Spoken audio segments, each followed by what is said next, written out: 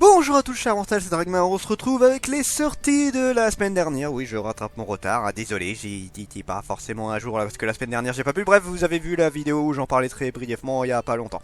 Voilà, allez on attaque. Alors le premier c'est de la BD, je suis allé vérifier tout à l'heure, donc bon ça on va pas en parler. Azur, volume 2, Clair de Lune, et c'est de la BD aussi, si je dis pas de bêtises ça. Arrêtez de nous mettre de la BD, non c'est pas de la BD, j'ai rien dit. Je ne connais pas celui-là, je ne connais pas. Black Clover Quartet Knight volume 4, donc là c'est le spin-off de Black Clover que j'avais commencé, j'avais lu les deux premiers tomes.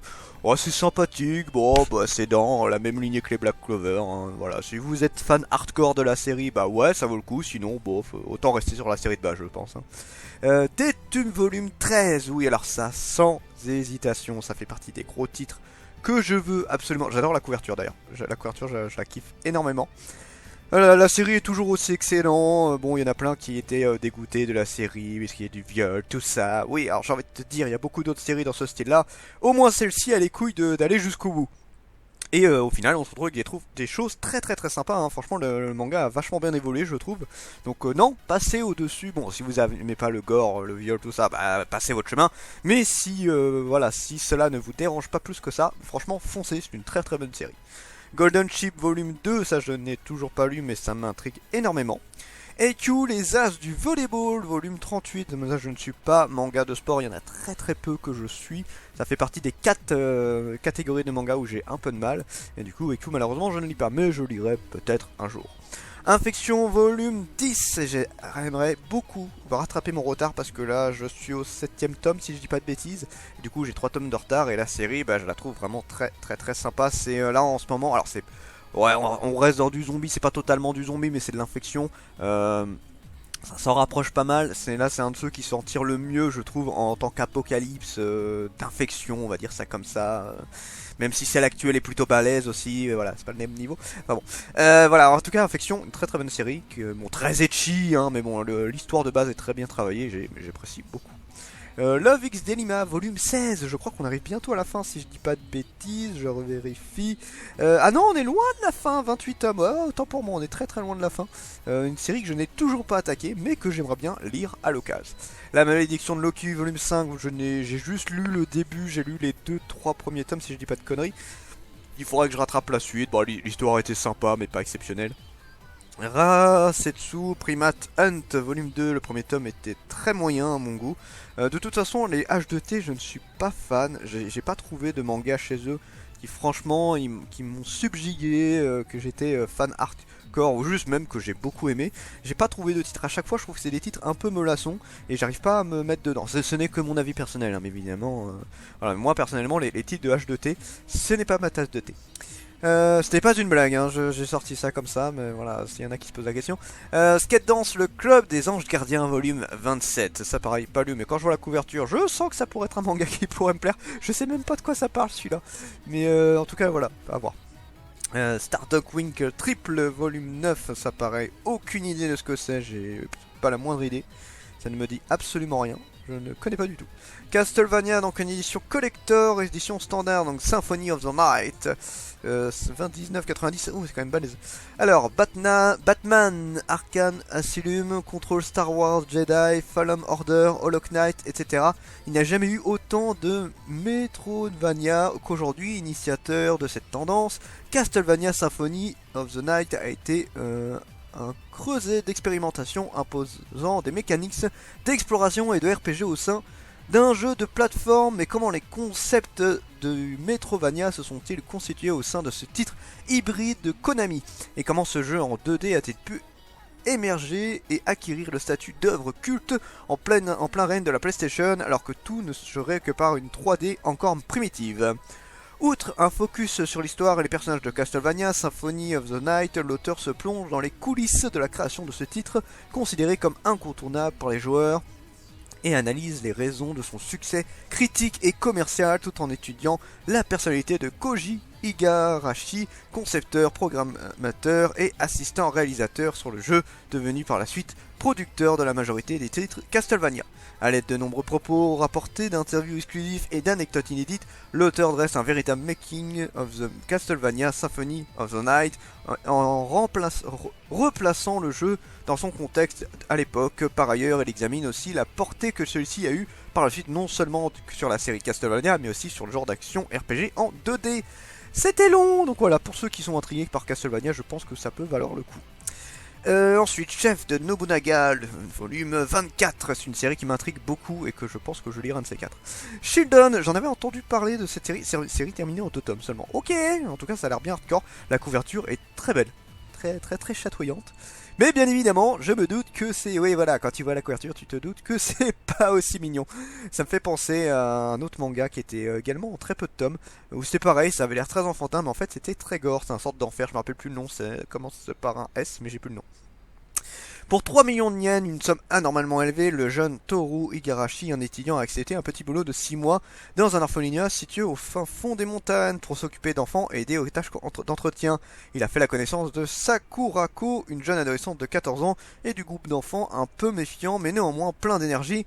Tout semble bien se passer jusqu'à la nuit tombée, cette ambiance joyeuse ne devienne malsaine et extrêmement sanglante. Loin du monde, le cauchemar de Toru ne fait que commencer. Les enfants deviennent d'incroyables machines à tuer, égorger, découper.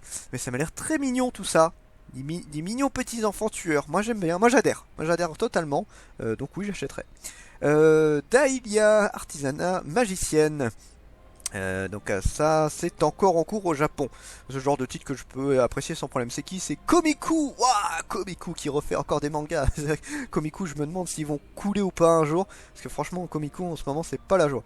Mais bon, s'ils arrivent à ressortir la tête de l'eau, moi j'en serais très content. Dans le royaume d'Ordine, où magie, slime, alchimie et autres fantaisies inscrites dans nos contextes et existe bel et bien, une japonaise se réincarne sous... Oh putain, encore une réincarnation. Il y en a trop en ce moment. Les isekai. Mais j'adore les isekai, mais là il y en a beaucoup en ce moment. Sous le nom de Dahlia Rossetti, la fille d'un artisan d'objets magiques. Et grâce à cette nouvelle chance, elle décide de vivre sa deuxième vie comme elle l'entend et sans regret. Elle réalise son rêve de créer des objets du quotidien en adaptant ceux de sa vie passée avec les techniques et la magie qui s'offrent à elle. Curieuse, obstinée et toujours prête à aider les autres, ses souvenirs lui permettront de révolutionner les habitudes de ce nouveau monde féerique. Mais l'arrivée de Tobia Orlando, un nouvel élève de son père, va bouleverser son avenir tout tracé. Une héroïne déterminée et profondément touchante. Ma foi, pourquoi pas. Je pense que c'est le genre de truc qui peut me faire kiffer. Alors en vrai, le manga me fait énormément penser à la petite faiseuse de livres. Ça ressemble énormément à ça sur le contexte. Et c'est le fait qu'elle utilise... ce qu'elle connaissait d'avant, ce genre de truc là, enfin bon, à voir, hein, mais je pense que ça va m'intéresser. Divici Valka, volume 11, j'avais oublié que c'était Komiku d'ailleurs qui s'occupait de ce titre, qui est merveilleux, c'est un merveilleux titre, Divici Valka, que je vous conseille énormément. D'ailleurs là c'est un enchaînement de Komiku ces derniers temps. Gift, volume 15, pareil c'est une série que j'avais beaucoup aimé, mais que malheureusement je n'ai pas continué, pas parce que je n'ai plus envie, seulement parce que j'ai un peu de retard, hein, tout simplement, comme beaucoup d'autres séries. Mais la série me plaît beaucoup. King of Hunt, c'est pareil, c'est une très bonne découverte, un mix entre GTO et le monde des Yakuza. C'est une série qui est pareil, très sympa, que je vous conseille fortement. C'est vraiment très bien foutu. Magical Girl Holy Shit, volume 7, ça c'est pareil, je crois que j'ai un tome de retard. Une série qui est juste génialissime, c'est super bien dessiné, c'est super bien travaillé, c'est complètement taré, mais... franchement, pour la patte artistique, ça vaut le coup, et même pour les personnages, c'est une très belle œuvre. Monkey Peak volume 9, ça pareil, ça fait partie de mes séries que j'adore, et en vrai, plus j'avance dans le titre, plus ça me rappelle un peu Cage of Eden. Cage of Eden qui fait partie de mes mangas favoris, clairement, hein, sans hésitation, ça fait partie de mes mangas favoris. Et là, Monkey Peak, c'est pas le même niveau, mais on s'en rapproche un petit peu, et j'adore vraiment beaucoup la série. Naruto achète collection Only Cap, donc là c'est la collection kiosque. Je ne sais pas du tout ce qu'elle vaut, mais visiblement il y a quand même quelques bons retours dessus. Enfin voilà, moi de toute façon, les Naruto je les ai pas encore en manga, j'ai vu tout l'animé, mais j'aimerais bien acheter les mangas à l'occasion. Colorfus Day volume 2, donc si je dis pas de bêtises, c'était le manga de le petit ami de mon père, je sais plus trop comment ça s'appelle. Voilà, c'était une série qui parlait d'homosexualité, tout ça, un sujet qui reste très intéressant, mine de rien. Donc c'est cool d'avoir encore une autre série là-dessus. Après voilà, j'ai pas encore vu, mais je le lirai à l'occasion, je pense. Rendez-vous au crépuscule, volume 1, est terminé que en 2 tomes d'ailleurs, c'est très court. Connaissez-vous la maladie de la luminité? Cette maladie rare affecte peu d'individus sur Terre. Le corps de ceux qui en sont atteints brille quand ils sont éclairés par la lumière de la lune. Takuya ne s'y est jamais intéressé plus que ça, mais quand un jour elle se retrouve à devoir rendre visite à Mamiya Watarase, une de ses camarades de classe hospitalisée, son quotidien en sera changé à jamais. Lui-même endeuillé, oui, sur la perte d'un proche, Takuya va se prendre d'affection pour la jeune fille et décide de l'aider à réaliser ses rêves. Pourtant, les jours lui sont comptés car d'après les médecins, son espérance de vie est déjà dépassée. Combien de temps encore pourra vivre la lycéenne? Et ça me fait encore une fois beaucoup penser à est-ce que tu voudrais manger mon pancréas? Ça me fait beaucoup penser à ce titre-là. Donc bon, est-ce que ça va être la même lignée? On sait pas. Mais en tout cas, pareil, le genre de titre qui pourrait totalement m'intéresser. Running Girl, ma course vers les Paralympiques, à savoir que de mémoire Akata a fait une petite interview d'une personne qui justement a ce genre de petits trucs justement pour le paralympique, c'est dur à dire. Voilà, donc si ça intéresse, moi le titre je ne l'ai pas encore lu mais il m'intrigue beaucoup donc je le lirai. 17 ans, une chronique du mal, volume 1, c'est pas une BD, des fois je me demande si c'est une BD. Shachiko, 17 ans, est séquestré, agressé et torturé par un groupe de garçons. Ah, dans le seul but est de s'amuser, personne ne veut la libérer par peur de se faire face aux conséquences devant l'inaction de la police et de ses parents. Sa sœur jumelle poursuit sans relâche ses recherches. Une histoire tirée d'un des plus grands faits divers du Japon. Ouais, c'est ça, je me disais bien. Ah, parce que j'en avais entendu. Ah, c'est Naban qui fait ça. En fait, j'en avais entendu parler sur Twitter. En fait, voilà, il y avait eu un peu une polémique par rapport à ça parce que c'est tiré d'une énorme histoire qui a fait une grosse polémique au Japon. Si je dis pas de bêtises, c'est ça. Donc voilà, l'histoire c'était des adolescents qui avaient torturé une jeune fille, mais vraiment c'est horrible ce qu'ils lui ont fait. Bon déjà c'est pas Jojo de torturer quelqu'un, mais alors là ils sont vraiment allés très loin. Là je pense qu'il y en a beaucoup qui seraient dégoûtés. Moi j'ai juste lu l'histoire après avoir vu cette affaire sur Twitter.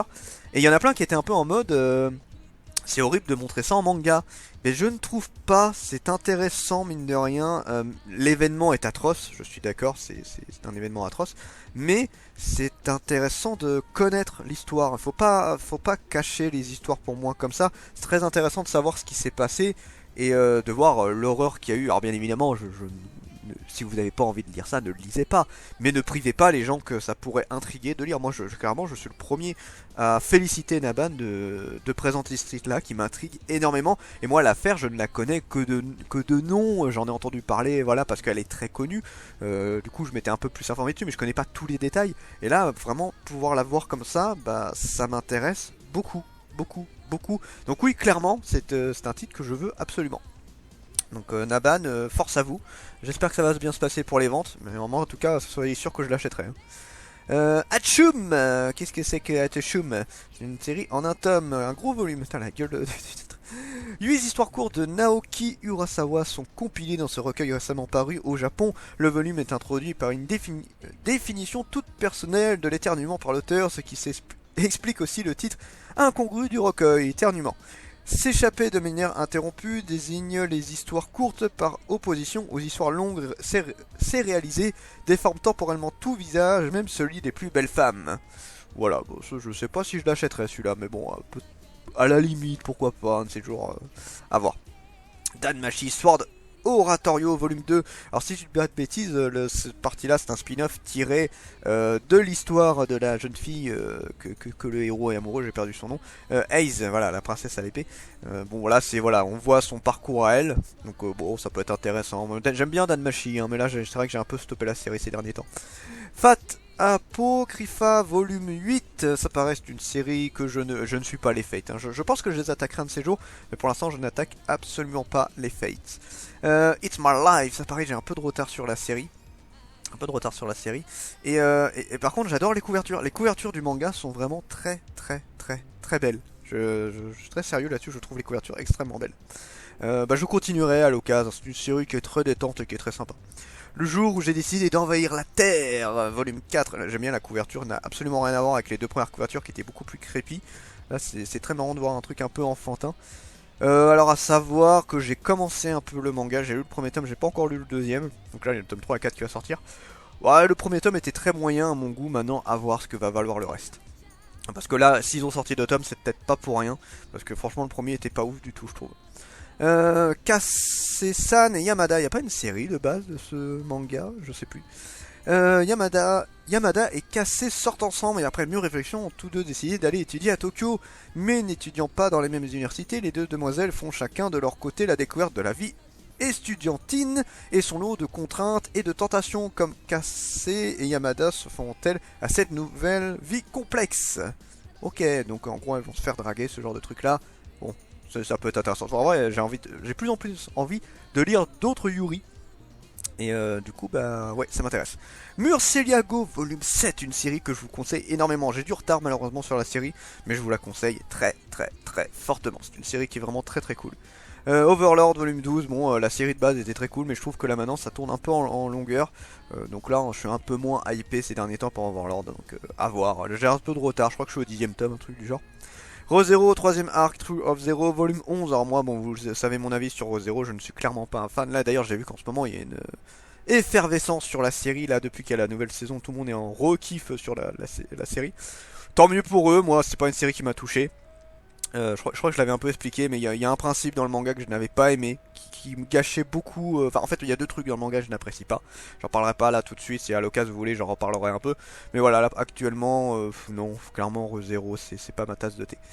Samurai 8, donc la légende de Hashimaru volume 5. Alors c'est une série d'ailleurs qui est finie au Japon, qui est finie ou qui va se finir, je sais plus. Non, terminée en 5 tomes, vous voyez là, cette série, c'est méchamment cassé la gueule. C'était voilà le nouveau titre de l'auteur de Naruto, donc normalement gage de qualité, hein, mais ça ne veut absolument rien dire, la preuve en est là. Et si je pouvais prendre un autre exemple, bah, on a aussi Death Note, l'auteur de Death Note qui a fait Platinum End, c'est pareil, tout le monde s'attendait à un truc de malade. La série n'est pas mauvaise, mais c'est pas au même niveau, hein, c'est clairement pas au même niveau. Et du coup, bah, c'est pas un beat total, Platinum End se vend, mais voilà, plus pour grand monde en parle. La Samurai 8, ça a été totalement passé à la trappe. Clairement, je n'ai pas aimé le titre. Shaman King Flower, volume 3, j'adore. J'ai lu le premier titre et j'ai hâte de lire le deuxième. Enfin, moi je suis un fan hardcore de Shaman King. Là, il y a la nouvelle saison qui va arriver. Franchement, je la remate, hein, je vais me la mater direct. J'ai vu plusieurs fois la série de base et là, j'ai tellement envie de la voir. Donc, oui, Shaman King, oui, je veux. Todag, Tales of Demon of God, volume 7. J'ai un peu de retard, hein. En fait, à un moment j'avais un peu craqué, j'avais regardé les scans parce que j'en avais marre d'attendre les tomes. Du coup, je suis au tome 5. Et il faut que j'achète le tome 6 et 7. Mais en tout cas, j'apprécie toujours autant cette série. Yamara, volume 1. Tiens, d'ailleurs, j'ai pas vu ce que c'était. Qu'est-ce que c'est? C'est un gros format, terminé en 20 tomes. Waouh, la vache! Terminé en 20 tomes. Depuis la toute petite, Yamara Inokuma a été entraînée par son grand-père, Jigoro Inokuma, un champion de judo qui voit en elle une future star de la discipline, mais contrairement aux attentes de son aïeux, la jeune fille ne rêve que de mode, d'amour, d'idole, bref, elle n'aspire qu'à une vie d'adolescente ordinaire, loin des entraînements et des compétitions, mais c'est sans compter son talent inné pour le judo que son entourage lui permettra pas d'oublier. Il ne lui permettra pas d'oublier. Ok. Ok. À voir. À voir. Ouais, je sais pas. Le titre est assez cher quand même. Hein. Donc s'il y a 20 tomes qui sont aussi chers que ça va pas être donné.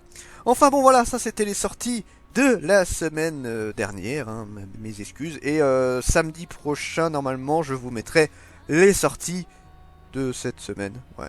Pour rattraper. Histoire que lundi, on se retrouve normalement, en fait. Voilà. Parce que là je vais essayer de faire les vidéos. Ou alors demain, je sais pas. Je verrai. En tout cas, la vidéo, je vais la filmer et je verrai quand est-ce que je la mets. Sur ce, c'était Dragmar et je vous dis à la prochaine, chers mortels.